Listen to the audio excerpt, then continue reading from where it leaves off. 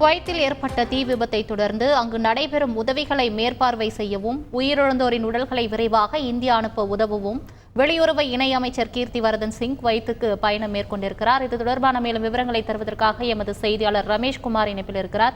ரமேஷ்குமார், வணக்கம். தற்பொழுது குவைத்தில் ஏற்பட்ட தீ விபத்தை தொடர்ந்து வெளியுறவு இணையமைச்சர் குவைத்துக்கு பயணம் மேற்கொண்டிருக்கிறார். இது தொடர்பான மேலும் விவரங்களை பதிவு பண்ணுங்க. தெற்கு குவைத்தின் மங்காஃப் நகரில் தொழிலாளர்கள் சிலர் தங்கியிருந்த அடுக்குமாடி குடியிருப்பு ஒன்றில் இன்று காலை மிகப்பெரிய தீ விபத்து ஏற்பட்டதில் பலர் உயிரிழந்துள்ளனர். இவர்களில் 40க்கும் மேற்பட்டவர்கள் இந்தியர்கள் என்கிற தகவல் கிடைத்திருக்கின்றது. மேலும் 30க்கும் மேற்பட்ட இந்தியர்கள் காயமடைந்துள்ளனர்.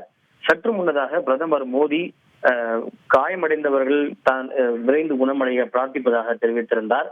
மேலும் உயிரிழந்தோருக்கு தன்னுடைய இரங்கலையும் தெரிவித்திருந்தார். இந்த நிலையில் பிரதமர் மோடியினுடைய உத்தரவின் பேரில் வெளியுறவு இணையமைச்சர் கீர்த்திவர்தன் சிங் அவசரமாக குவைத் நாட்டுக்கு பயணம் மேற்கொள்ள இருக்கிறார். குறிப்பாக காயமடைந்தவர்களுக்கு அங்கு வழங்கப்பட்டு வரும் உதவிகளை மேற்பார்வை செய்யவும், இந்த துரதிருஷ்டவசமான சம்பவத்தில் உயிரிழந்தோரினுடைய உடல்கள் விரைவாக இந்தியாவுக்கு அனுப்பப்படுவது தொடர்பான அந்த பணிகளை உள்ளூர் அதிகாரிகளோடு இணைந்து ஒருங்கிணைக்கவும் தேவையான பணிகளை மேற்கொள்வதற்காக வெளியுறவு அமைச்சர் கீர்த்திவர்தன் சிங் பிரதமர் மோடியின் உத்தரவின் பேரில் குவைத் நாட்டுக்கு பயணம் மேற்கொள்ள இருப்பதாக வெளியுறவுத்துறையினுடைய செய்தி தொடர்பாளர் ரன்தீர் ஜெய்ஸ்வால் தெரிவித்துள்ளார்.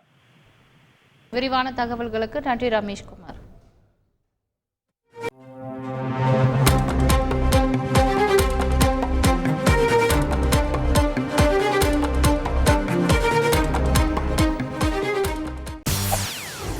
செய்திகளை உடனுக்குடன் தெரிந்து கொள்ள உடனே சப்ஸ்கிரைப் பண்ணுங்க.